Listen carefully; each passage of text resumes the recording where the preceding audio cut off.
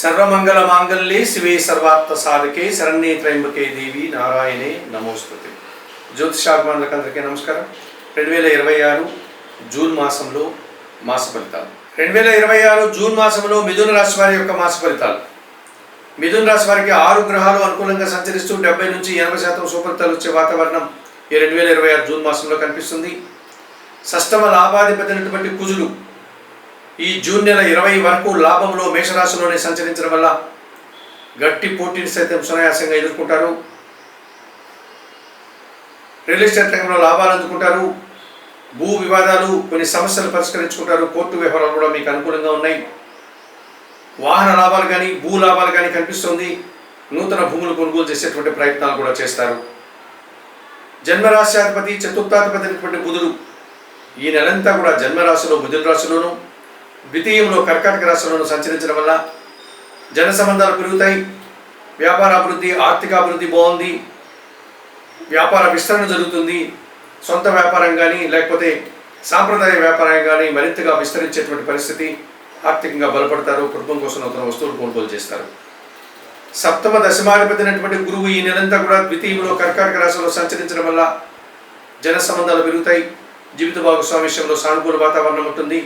Real estate రంగంలో కానీ వ్యవసాయ రంగంలో కానీ మంచి లాభాలు అందుకుంటారు.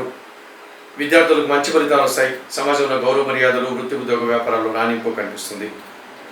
పంచమ వ్యయాధిపతి అయినటువంటి శుక్రుడు ఈ నెలంతా కూడా జన్మరాశిలో అనగా మిథున రాశిలో, ద్వితీయంలో అనగా కర్కాటక రాశిలో సంచరించడం వల్ల ఆత్మీయ స్త్రీలతో కలిసి కొన్ని కార్యక్రమాలు ప్రారంభిస్తారు. మంచి విజయాలు సాధిస్తారు. వివాహాది శుభ కార్యక్రమాల్లో పాల్గొంటారు. వృత్తి ఉద్యోగ వ్యాపారాల్లో అభివృద్ధిని, ఆదాయాన్ని సాధించుకుంటారు. ఇక అష్టమ భాగ్యాధిపతి అయినటువంటి శని భగవానుడు ఈ నెలంతా కూడా దశమములో మీనరాశిలోనే సంచరించడం వల్ల వృత్తి ఉద్యోగ వ్యాపారాల్లో త్రికరణ శుద్ధిగా పనిచేస్తారు. మనసా వాచ కర్మణ మీరు చేసేటువంటి పనితనానికి, నైపుణ్యతకు తగిన గుర్తింపు లభిస్తుంది. మీ కష్టాలకు తగిన ఫలితం అందుకుంటారు. పరివార సహకారంలో ఇంట బయట చాలా పనులు పూర్తవుతుంది. రైతులకు అనగా వ్యవసాయదారులకు మంచి లాభాలు వస్తాయి. తృతీయంలో సింహరాశిలో కేతువు సంచరిస్తున్నాడు. జన సహకారం బాగుంది. నిరాడంబరత, భగవంతుని ఆశీస్సులు అందుకుంటారు. మరి 2026 జూన్ మాసానికి గాను ఈ మిథున రాశి వారికి కుజుడు, బుధుడు, గురువు, శుక్రుడు, శని, కేతువులు 6 గ్రహాలు అనుకూలంగా సంచరిస్తూ 70 నుంచి 80% సుఫలితాలు అందించే వాతావరణం ఉంది. మరి 2026 జూన్ మాసానికి గాను మిథున రాశి వారికి తప్పనిసరిగా తృతీయాధిపతి అయినటువంటి సూర్య భగవానుడు ఈ జూన్ నెలంతా కూడా వ్యయంలో వృషభ రాశిలోను, తర్వాత జన్మరాశిలో అనగా మిథున రాశిలోను సంచరించడం వల్ల తండ్రి ఆరోగ్యం విషయంలో జాగ్రత్తలు తీసుకోవాలి. అధికారులతో మనస్పర్ధలు వస్తుంది. దూరపు ప్రయాణాలు కానీ వృత్తి ఉద్యోగ వ్యాపారంలో బదిలీలు, స్థానచలనాలకు కానీ అవకాశం కనిపిస్తుంది. ప్రభుత్వం నుంచి రావాల్సిన ఆదాయం కూడా వాయిదా పడుతుంది. ఇక భాగ్యంలో కుంభరాశిలో రాహు సంచారం వల్ల తండ్రి ఆరోగ్యం విషయంలో జాగ్రత్తలతో పాటు దుబారా ఖర్చులు, దుబారా ఆలోచనలు చేయకండి. విదేశీ వ్యవహారాలని వాయిదా వేసుకోండి. మోసపూరితమైనటువంటి వ్యక్తుల విషయంలో జాగ్రత్తలు తీసుకోవాల్సిన అవసరం మిథున రాశి వారికి ఎంతైనా ఉంది.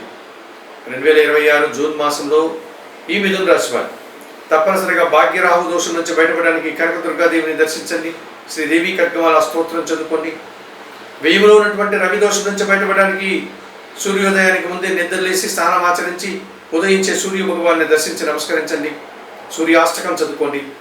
మినుములు, గోధుమలు ఈ మాసంలో మీరు దానం చేయడం వల్ల పేదవారికి మరింతగా మంచి ఫలితాలను పొందగలుగుతారు.